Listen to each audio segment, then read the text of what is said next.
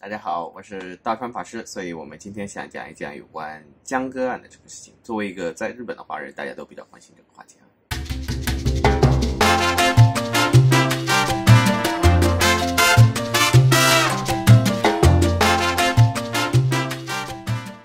那么关于江歌案呢，我们主要想谈谈就是有关这个江歌案背后的这个犯罪心理的这个问题。我们比如说只看了这个案件的话，对自己没有什么帮助的话，也没有什么意义，是吧？我们要看看这个为什么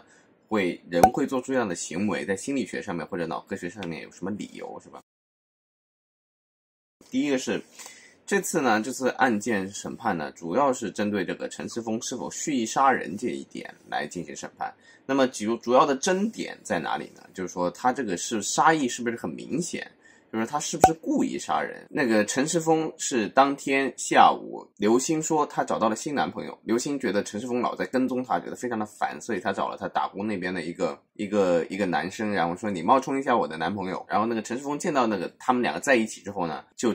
心生了杀意。他主要干了几件事情呢。首先他回家，他准备了一个包，然后里面放好了他的换洗衣物，包括帽子啊、什么衣服啊，然后还专门回了一趟研究室。这个研究室呢，这个检方认为他是去拿刀了，那么陈世峰自己呢是矢口否认，说不是他拿的。他拿完这个刀呢，他离他最近的那个站叫做高岛平那个站，在日本我们大家知道有个高岛平这样的站，然后高岛平这样走出去2个站左右的地方有个叫连根的站，然后他在那个连根那边站买票上车，然后到了刘星住的那边，途中还到一个71买了一瓶威士忌。他知道刘星住在江歌他们家，所以他在江歌他们家楼上3楼等待刘星和江歌。他是说他等待江歌，但实际上我们知道他应该是等待刘星和江歌，或者说他干脆就是等待刘星。然后在那里等了一段时间之后，晚上11点，大概是11点40几分的时候，看到江歌和刘星回来，然后刘星先进了房，然后他把江歌给杀害了。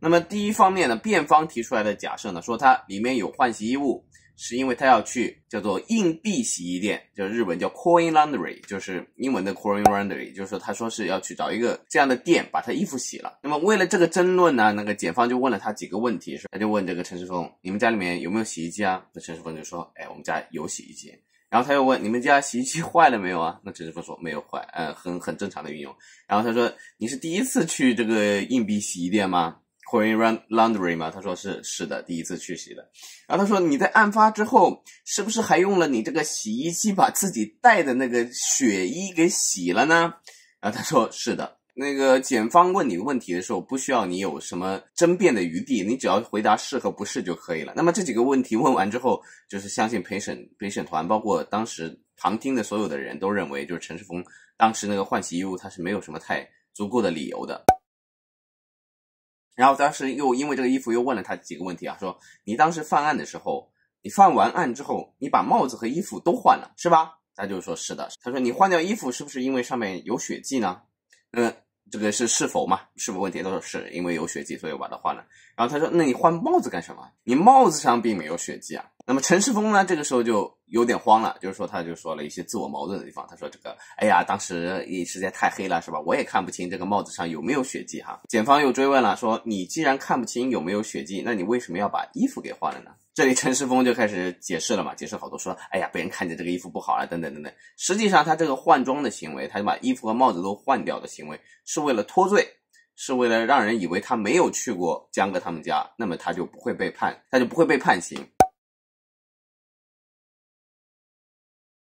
第二点就是有关他跑到这个连根去坐车，而且他坐车的时候有几个细节，就是他专门用了现金，不是从钱包里面拿出来，是从他口袋里拿出来的现金，买了一张单程票。回来的时候呢，他是坐的士回来的，他就没有坐电车。回来坐的士的时候呢，他身上只有4000日元的现金，这4000日元不够。然后那个司机叫他去一个店里面，这个便利店里面去取钱，然后他从那个他自己的银行卡里面取出了4万日元，这是2个细节。辩方给出的理由是说，他当时为什么要去连根呢？是因为他没有找到他那个硬币洗衣店，他搜索的时候搜索错了，说他日语不够好，硬币洗衣店和干洗店搞错了，然后一直找没找到。没找到呢，就想啊，干脆我去找一下江歌，因为他不能承认我是去找刘星的，他只能说我去找江歌，给出了一些什么监控录像，说你看他买票的时候是不是犹豫了很久啊，是吧？因为他在那里找干洗店啊，什么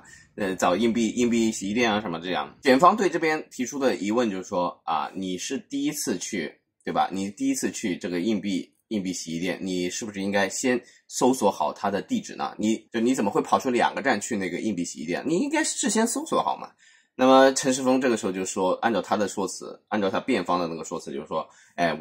我搜索错了，我把这个硬币洗衣店和干洗店弄换了，所以我日语不太好，所以我结果就换着我就走丢了，我就走到连根了，那我就去坐车了。还有一个就是说，你本身你是日本有一种交通卡叫西瓜卡嘛，我们叫 Suica Suica。检方就问你这个西瓜卡，你在11月份的时候你用了很多次啊，为什么你这次没有用啊？那个时候用了那么多次，为什么这次你不用那个西瓜卡啊？陈世峰当时为什么没有带钱包，只是从口袋里面拿出来4000日元呢？应该是他计划好的。你如果带了钱包，而你没有用那个西瓜卡的话，你就说不通，逻辑上是不通的。那么他就说，我没有带钱包，然后我就放在口袋里4000日元，所以我就可以不用那个西瓜卡，然后就以这个理由作为脱罪嘛。他回来的时候，他做的士的时候，他拿了卡包，他带了银行卡，他就不带钱包，他那个包里面可以放卡包，不能放钱包。然后那个检方就这样问他了，说你没有带钱包，但是你带了卡包，你为什么不把钱包放在你的背包里面呢？然后那个陈世峰就讲了，说哎呀，我当时那个背包里面只有那么小一个口袋，里面只能放卡包，不能放钱包，然后又讲了一堆。然后这个也让陪审团感觉到他里面非常的心虚啊，非常的慌啊。从这一点上面我们也可以证明，就是说他当时是专门跑到连根做了个单程票，然后后来坐的士回来，都是为了脱罪，就是他认为杀人之后他是可以无罪的，他是认为自己计划的非常好，天衣无缝，不会遭到法律的制裁，然后所以他才会做出这样的这个辩护，是吧？但是呢，从检方的这个几个问题提下来之后，就是大部分的人都认为陈世峰是非常有目的性的到连根上车，然后去买了一张单程票，他的目的就是为了脱罪。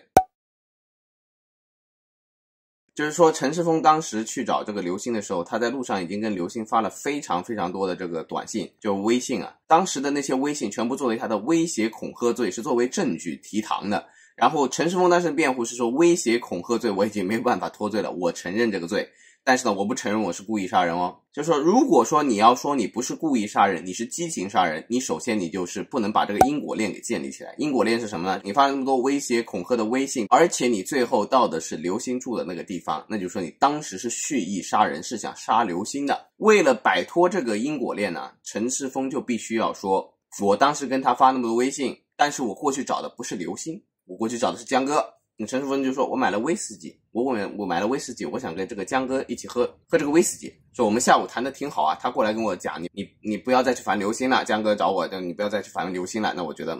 我们下午谈的挺好啊，我们挺愉快的，这个我们晚上再喝个威士忌在一起继续谈这个问题哈。但是那个叫什么很荒谬的是，江哥是把他拉黑的，他在微信里面是联络不到江哥的，他当时不停的在跟刘星发短信，但是和江哥是没有任何联系的情况下，他非要说自己是去找江哥，本身他这个理由显得是非常有问题的，但是他必须说他是去找江哥。那么当时呢，检方律师就问了，你晚上11点40分跑去找江哥，你不需要事先打个招呼吗？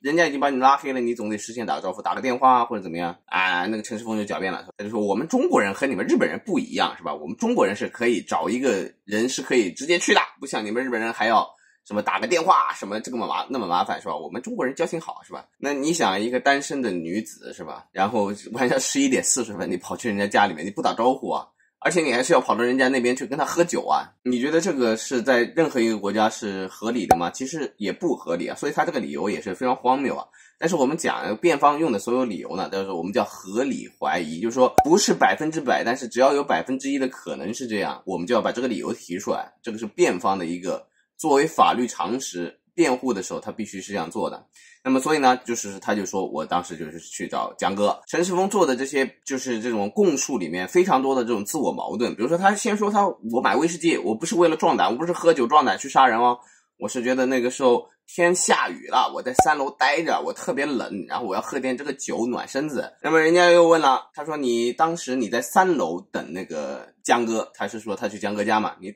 在3楼等江哥，然后你是不是想让江哥上3楼陪你喝酒？他说是的，这就产生矛盾了嘛。然后这个检方就抓住这个漏洞，就问他说，你觉得在下雨的时候把一个女生拉到3楼去喝威士忌，你觉得这可以的吗？然后陈世峰就开始说了，哎呀，当时下的就是毛毛雨，就下了一下雨是吧？他一开始又说这个下雨下的怎么样，要喝威士忌暖身子什么什么，现在又说这个下毛毛雨根本没什么所谓的。就是说他这个陈世峰的整个供述呢，就是他整个陈述里面非常多的逻辑漏洞，被这个检方啊，就是你讲的越多的这种谎言啊，互相之间就会冲突，然后就拿一个你刚刚讲过的东西来辩驳你自己的东西，然后你自己就慌掉了。然后陈世峰在这次的这个庭审当中就显出了这种心理上的非常多的破绽，所以他这次庭审呢，就导致他最后被判了20年。一般这个杀一个人在日本啊，判20年都不是很容易的，但这次呢，就属于陈世峰的这个表现呢，就是让陪审团觉得这个人非常的心虚，而且就是说他这个整个供述啊里面有很多是不可信任的。我们要讲这个法律上面不是说一处错处处错，就比如说你说了一个谎，其他的就全是谎，不是这样的。我们说有些地方是可以合理怀疑，但是他该自我矛盾该错的那些，只要把它勾起来，那么他这个比例达到一定程度的时候，你就知道他这个事情实际上不是他所说的那样，他就有另一个真相，是吧？比如陈世峰讲的很多在他供述书里面是从这个事实上推论是不大可能的。还有一点就是陈世峰的这个供述里面专门讲了一点，就是说什么江哥当初骗他说这个刘星怀孕了，然后向陈世峰要了10万块日元，然后他还专门补了一句说，哎，我这10万块日元我是在家里面取的，我不是在银行里面取的，因为银行里面有监控嘛，你只要说你在银行里面取，警察马上把这个监控调出来，然后一看你当天有没有去银行，马上就谎言就戳破了嘛。但陈世峰他就不这么说，他说我回家取的，死无对证。为什么他需要这个理由呢？就是因为作为激情杀人，你必须要有一种仇恨在里面，而理性杀人是不需要有任何感情在里面的，就是计划杀人是不需要有感情的。因为他需要有一个仇恨，他就说，哎，因为江哥骗了我，所以我当时见到他特别生气，然后我就把他第一刀失手把他给刺死了，后来我就算了，干脆把他补几刀把他补死算了，是吧？这陈世峰这样讲的，就是我要激情杀人这个来判罪嘛。那么律师就说呢，你当时说江哥骗了你，要了你10万日元，之后5天之后你还给做鸡给刘星吃，就是陈世峰可能会做菜吧，可能打过工会做菜，要做鸡给刘星吃。然后既然刘星是说江哥说她怀孕了，你当时为什么不问一下这个刘星她怀孕了没有啊？那个陈世峰说这个不行，我们这个对吧，我这个不好意思问她，这个事情很私人，她是你女朋友。然后江哥说她怀孕了，然后你见到她了，你还是半夜11、2点的去找一个单身女性喝威士忌的一个男的，你怎么遇到这个时候你就不好意思了？你11点、12点你跑去找人，你就不知道不好意思，然后你问你女朋友有没有怀孕，你就不好意思了，你怎么回事是吧？陈世峰说江哥骗过他10万日元，这个也有可能不成立，是一个编造的谎言，因为他一是死无对证，二是他这个逻辑也明显就是逻辑链没有连起来，非常不合理，是吧？然后我们这里呢稍微插一点有关这个激情杀人和这个就我认为的激情杀人和这种蓄谋杀人的区别在哪里啊？我就讲这个为什么江哥这次会被陈世峰杀，有很多人说不理解，他不是去杀刘星吗？为什么会杀江哥？因为如果你是激情杀人的话，你杀江哥的理由就没有，就是说为什么陈世峰为了说自己是激情杀人，非要编造一个江哥骗过他钱的这个谎言，就一定要编出来，要不然你没有激情杀人的理由。而对于蓄意杀人来讲，他的理由非常的充分，因为当时他就是要去杀刘星，然后江哥认识他，就他不管是戴着口罩还是怎么样，江哥认识他，然后江哥和刘星住在一起，也就是说因为江哥看过他的脸，江哥可以指证他，所以他需要杀人灭口。我们讲这个犯罪里面最重要的一点就是情报上的隐瞒，就是当你一个人从来没有犯过罪，当时所幻想的就是你做的所有的犯罪都是天衣无缝的，没有任何破绽的，那么当中有一条就是你必须要把目击者能认出你的人全部都给干掉，是吧？当时203的人出来看见了他，就江哥和他搏斗的时候啊，203的人看到了，跟他照了一下脸，他当时应该是戴着口罩的，我估计哈。那么但是他没有去杀203的人，为什么？因为203的人他不认识他，跟他不熟，但江歌认识他。当时他的目的就是为杀刘星，而杀江歌就是因为江歌看到了他。如果说当时刘星开门的话，他进去就是把刘星杀了，再杀了江歌，就江歌是没有办法逃出去的。江歌唯一有可能逃出去的办法就是他比刘星先进屋，然后刘星单独被他杀掉。所以说当时陈世峰杀江歌的理由啊，非常非常的充分。就如果说是激情杀人的话，他杀人的理由不充分，所以他才要编一个理由说江歌骗过我的钱。在日本警方眼里看起来，就是说你杀江歌就是为了隐瞒这个杀人事实，就你充满了这个要杀刘星的这个意念，所以你要把江歌给杀掉。你想当时的，我们再还原一下当时的这个整个场景啊，刘星和江歌就差那么一点点就进那个房间。当时陈世峰心里面想出来的念头就是我现在要进去杀刘星，但是江歌很快也要进那间房子。那么江歌一旦进去，他就会认出我来，我也不可能让江歌留活口，那么我干脆先是把江歌杀了。那么这个时候我们可以知道，后来的供词就是刘星讲了很多有没有他有没有锁门这个问题。实际上他锁不锁门不是陈世峰杀不杀江歌的理由，陈世峰只要知道江歌和刘星在一起，江歌就是必死无疑。就当时那个情况下，他是一定要杀的。当时刘星自己跑进房间里面了，他把门锁上，他如果把门打开了呢，你认为他能救到江歌吗？他也救不了江歌，当时他也只会被陈世峰一刀给干掉。这就是我们讲犯罪心理学的一个杀人心理啊。我们讲这个激情杀人和这个叫做这种蓄谋杀人区别在哪里？激情杀人就是杀人的那一刻是非常非常的慌乱的，就是那些伤口啊特别的粗略啊，就是明显的很手忙脚乱，各种抵抗啊挣扎。但是他的那个犯罪之后的处理现场，如果说是一个高智商的犯人的话，犯罪之后的处理现场他会处理的特别好。这个金吉夏彦在这个盲良之匣里面他就讲，这个激情杀人就是有一个什么小恶魔突然飞到了你脑子里面，然后你就把对方给干掉了，然后剩下的时候你就回归理性，然后把这个善后做得特别特别的好。然后一般来讲，比如说柯南里面那种类型的那种案件，比较难破的是什么案件？就是这种激情杀人，他杀完人之后他恢复理性了，然后他处理现场处理的天衣无缝，把什么指纹什么都擦干净了，那个时候他是非常非常清醒的，他不会觉得说啊我怎么慌乱怎么样。但是反过来就是如果你是蓄谋杀人的话，一开始的时候你是非常非常的冷静的，但是干完那个事儿之后你是非常的慌乱的，你善后就做不好，你就把那些什么，就陈世峰这次就是把那个刀柄留在那里了，是吧？有他指纹的刀柄留在那里，这不是给他定罪留下了很大的这个隐患吗？他应该把那个刀柄给处理掉，但他为什么当时没有？因为他很慌乱，他当时就想快点跑，他没有时间再去想那个怎么样处理这个当时这个犯罪的这个现场。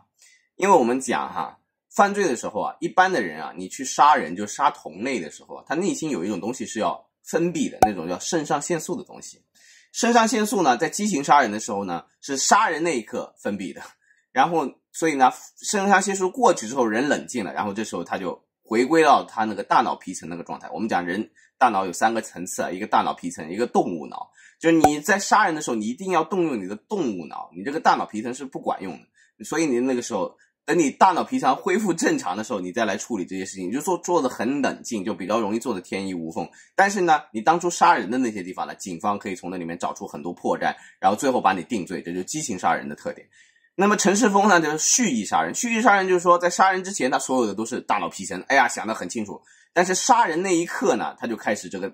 他肾上腺素就开始分泌，然后分泌之后他就开始慌乱，就开始出现各种各样的这种错漏，什么我这个跑去坐计程车才想起来自己兜里面只有4000日元，什么这种事情是吧？我估计他本来他不是想去坐计程车的，他本来4000日元他说哎我杀完人我还大摇大摆的坐电车回去呢，但是他杀完人太慌乱了，他想我得快点跑掉是吧？我得去坐计程车，然后一看哎呦我这个兜里只有4000日元怎么办？还是计程车司机提醒他，你去那个便利店里面拿点钱啊什么这样。这就是一个蓄谋杀人的一个特点啊，就是说蓄谋杀人的时候呢，到最后到杀完人之后，他这个肾上腺素达到最高峰，当时的时候就是他脑子里面处于一种缺血的状态，所有的血都到哪里去了呢？都到他的脚里面去，就是他想快点跑，然后就产生一种逃避的心理，就是说什么眼光啊、流离啊，不想跟人家接触啊，然后一身冷汗啊什么。这个时候这些激素呢就不是由你大脑皮层来控制的，这些都是由你动物脑来控制的。所以我们讲这个叫做是激情杀人和这个蓄意杀人的这个区别。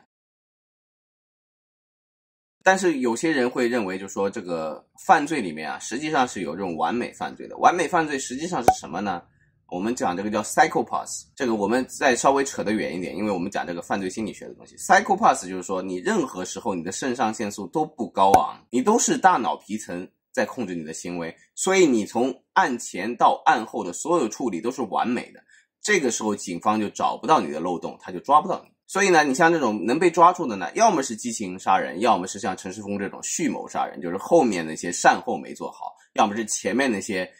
布置没布置好，什么逻辑什么都搞不清楚，他就把那个人杀完了，是吧？这两种呢是可以破案的。 psychopath 那些呢是很难破案的。为什么呢？他从开始到最后都很冷静，准备的时候什么指纹啊，什么该不留的都不留，是吧？犯完案之后呢，他干干净净的把该什么的都洗干净了，是吧？什么都洗干净了，什么都擦完了，摇摇摆摆大摇大摆的走掉，然后就是警察就抓不到他。中国不是那之前有非常有名的连环杀人案叫白银案嘛？就白银那边有个连环杀手，这最近被抓到了。那个人呢就做的是非常天衣无缝，他主要天衣无缝在哪里呢？他就从来没有去过医院，没有留过医疗记录，没有 DNA， 没有什么都没有。然后他杀人呢，杀人的时候从容不迫，到最后他还能够在那个脸盆里面洗手，把什么东西都洗得干干净净之后他再离开。所以这个人呢一直都没抓到，抓到他最后是他好像是他一个亲戚，不知道叔叔还是伯伯，跑去医院的时候，从他那个 DNA 那个图库，男系 DNA 图库里面分析，他们家族里面应该有这个连环杀人案。那么警察一下把这个搜索范围缩小之后，就把那个白银的那个连环杀人案抓到了。但是白银这个案子体现的特点就是这个人有非常强的那个 psychopath 的那种感觉，就是说他从一开始到最后都是非常完美的把所有的证据都湮灭，那警方就很难抓。比如说我们讲很多犯罪心理学的书籍里面都讲了一个非常重要的例子，就是说美国的连环杀人案是最多的，然后连环杀人案的特点就是说这些都很难破，就是一直都，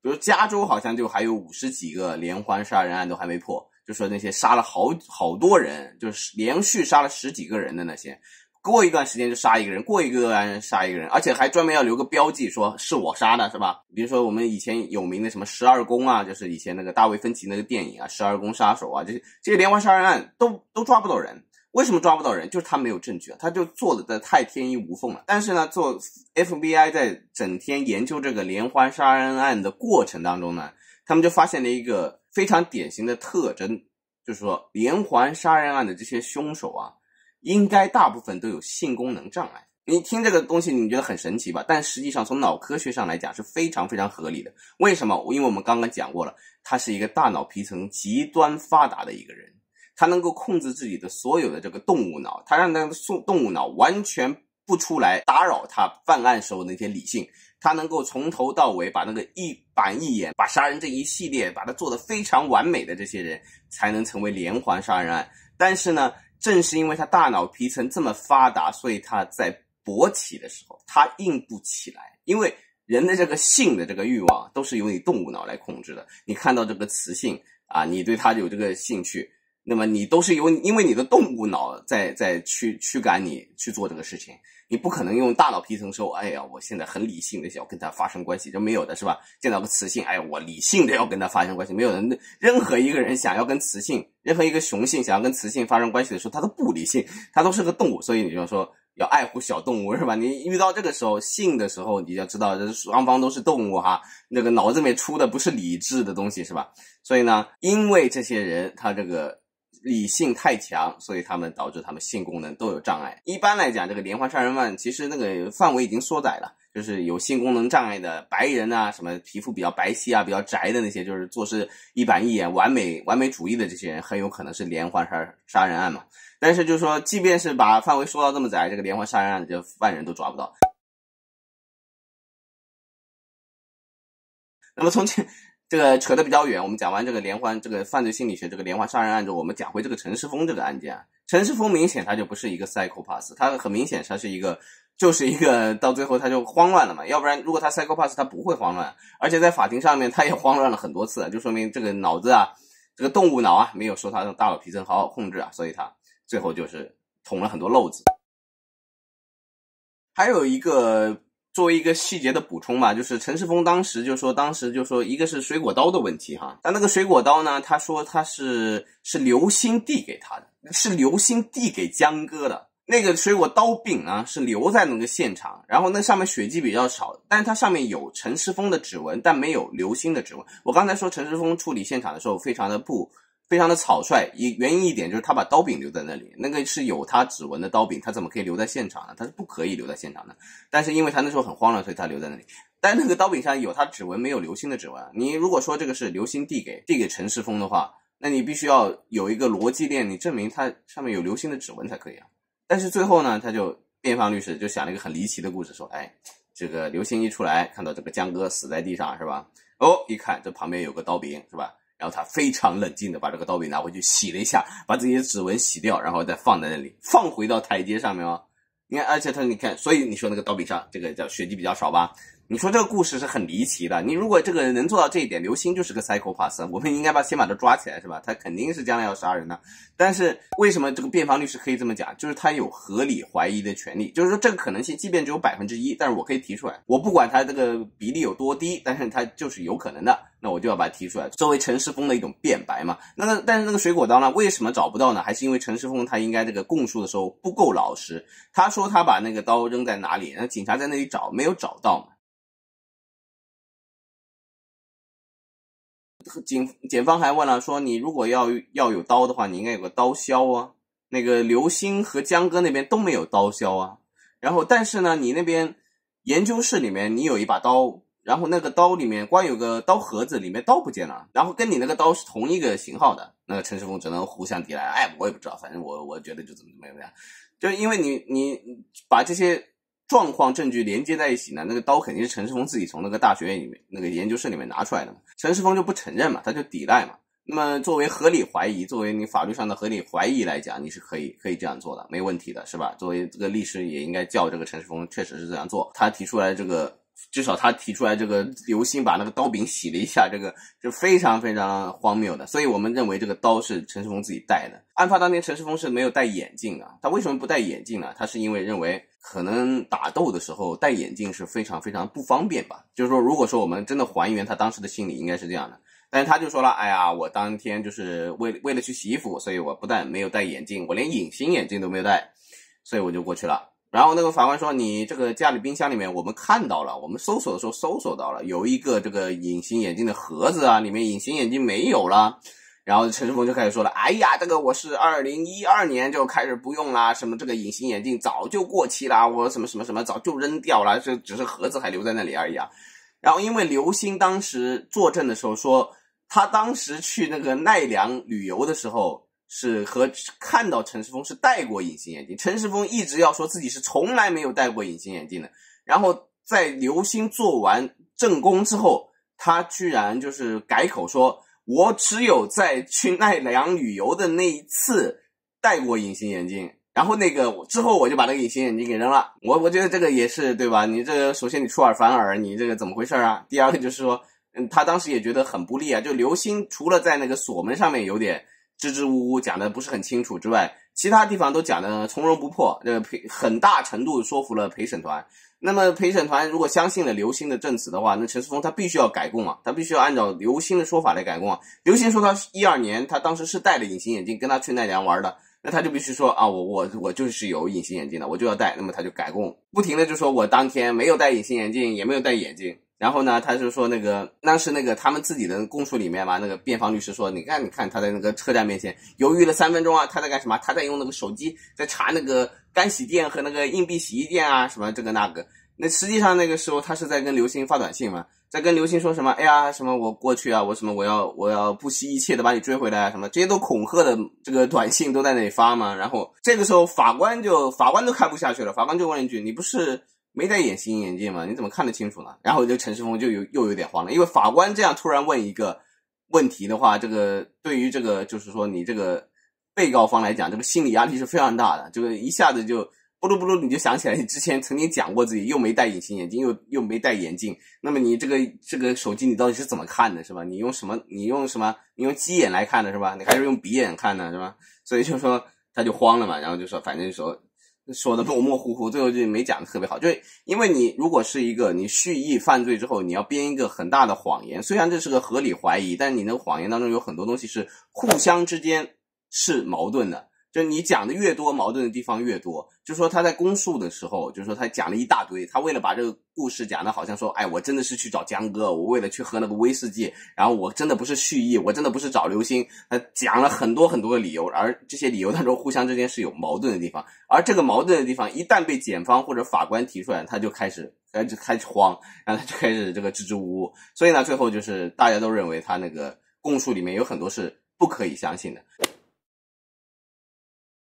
而且他当中最不可以相信的一些部分呢，我觉得主要是他就对刘星的描述，他讲什么，他的供述里面讲什么刘星把江哥推出去，然后刘星还递了把水果刀给什么江哥。你想想看，那个水果刀是他自己带的，就我们知道从庭审的过程中，水果刀他自己带的，然后怎么可能刘星把这个江哥推出去再递给他一把水果刀？然后他又讲什么好像是因为什么江哥什么摁门铃人，刘星没开门，所以他最后就把江哥给杀了，如果刘星开门的话，江哥就不会死。这个都是从他的供述里面出来的。但是我们发现很大程度上中国的这些媒体自媒体很多都采信了他的供述，然后在所有的这个微信上面那些煽情的文章都是讲刘星不好，都没有讲陈世峰的最后庭审之后得出来的结论，他的供述里面有那么多自相矛盾的地方，至少那几个地方绝对是自相矛盾的，就是什么刘星把他推出去啊，什么刘星给他水果刀啊，什么还有什么刘星把那个刀洗一洗啊，这些全部都是他供述里面讲的，这些都是自相矛盾的。但是他这个国内的很多媒体，国内很多自媒体，包括这个大 V 啊，什么这些微信啊，什么10万加的那些写的都是刘星的事情。所以我觉得这个事情呢，实际上是很遗憾的。我们讲啊，就是说中国的这个即使到今天这个网络的这个言论环境啊，这个微信包括微博啊，我们要讲这个任何一个国家都有一个它的真实体系哈，就不是无条件的真实的啊。比如说日本的真实体系，它是叫皇国史观，对吧？你就不能讲天皇的坏话，所以他们是不会承认自己的战争罪行的。这是为什么？因为在他们的国家里面，天皇第一，真实第二。那么在我们国家呢，在中国的特点呢，就是说我们是维稳第一，真相第二。你这个真相如果让稳定受到了影响，那么你这个真相就不能够被公布，这是我们国家的这个现实。那么现在我们讲，我们这一部分可能是 YouTube 和优酷的那个是不大一样的哈。我们现在讲这个陈世峰，他受到的待遇哈，非常非常的比刘星好很多。就我们从整个案件的这个流程来看，我们看得出来他是一个叫做心狠手辣的一个杀手。他当时下午就想出了一整套的这个说辞，要去怎么样去把江歌和刘星给干掉，然后后来怎么样逃逸，他全部都准备好了做蓄意杀人。但是最后在网络上他居然没有得到多大的批评，大家都在批评刘星，而且多是采信他的供述，说什么啊，这个刘星是什么卖油，什么他这个人本来这个江歌不该死，都是刘星害死他的。为什么会这样呢？日本华人圈和这个中国华人圈的感觉就不一样，我们就感觉说，哎呀，这后面是不是有人啊？就是简单来讲，就这个刘星的父母啊，刘星的什么都被人肉出来的，就是什么都刘星都接受了采访。陈世峰的父母呢？陈世峰的家人呢？怎么就不见得他们受到什么那么多媒体的骚扰，也没人去采访他们。而陈世峰也不是很穷啊，陈世峰还帮那个叫什么刘星付学费呢，对吧？学费1年100万左右，100万日元左右，也不是一笔小数目啊，不是说一般留学生靠打工能打出来，他肯定打不出来啊。按照你就日本的法定规定，是不是1周只能40个小时？那你肯定是这个打工是打不出来的。那你陈世峰你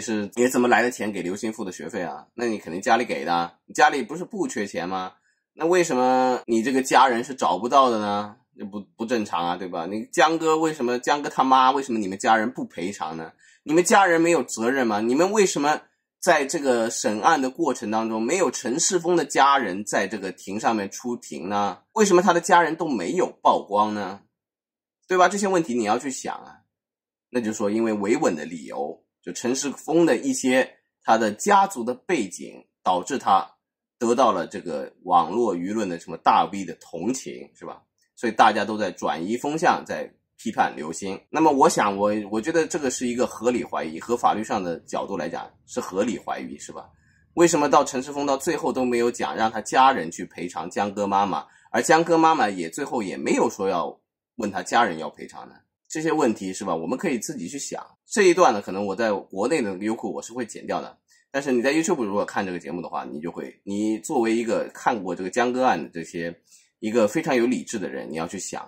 真正的这个杀人恶魔是陈世峰，然后刘星也是个受害者。如果你是刘星的话，当时他是一个跟踪狂，跟踪了你很长时间，还偷拍你内裤什么的，然后整天给你发那些短信骚扰你，说的语气都很重，是吧？然后一直在发短信说我要找到你，我要去你那里什么，我不惜一切什么什么，我要跟你不惜一切把你追回来。然后你那个时候的心情是什么样的？你是非常恐慌的。你不锁门你能怎么办呢？你只能把门锁起来，你不可能把门打开。所以刘星实际上在我们角度来讲他是值得同情的，但是因为一些舆论环境的原因，所以他最后呢，我觉得这种事情是对刘星是不公平的。那么很多人说呢，这个日本是不是判20年判得太少呢？其实我觉得在日本判20年已经算挺多的了。而且如果陈世峰真的是，对吧，刚刚我们讲的那些理由的话，他有可能回到国内他也不一定能判那么多。所以呢，你们就想想看，这个杀人恶魔呢，实际上受到20年的刑罚呢，实际上已经是他能受到了最大的惩罚了。因为我们这个国家毕竟还是我们国家的特色，是吧？维稳是放在第一位的。那么所以呢，就说作为一个还不是很有名的一个做这种视频的人，是吧？我觉得就是有必要把这些当时庭审出现的一些状况稍微留下来一下，作为历史的一个记录。然后有朝一日呢，可能这个东西真相慢慢就会在一个环境下面会慢慢昭示天下，而不再会被这种感情所淹没。那么我们可以还这个事实的一个清白，是吧？这是我们的愿望。我也很希望将来就说我也受这个舆论管控啊，人家请我去喝茶，说你这个法师啊，你是不是现在讲了很多不对的东西啊，你是不是要控制一下啊？我也期望有这么一天哈。你应该按照这个国家大方向来讲啊，你不应该这个讲的这个破坏我们的稳定啊，是吧？我也希望有这么一天，是吧？因为那个证明我已经红了，是吧？我已经靠这个赚钱了。所以呢，在我们现在还没有开始赚钱之前呢，我们希望把这个事情呢稍微保留一些真相啊，不要受感情所动摇，这就是我们的一点小小的愿望。好了，那么今天这个江歌的案件呢，我们就讲到这里。那么有兴趣的话可以登录我的频道谢谢，拜拜。记得我叫大川法师哦。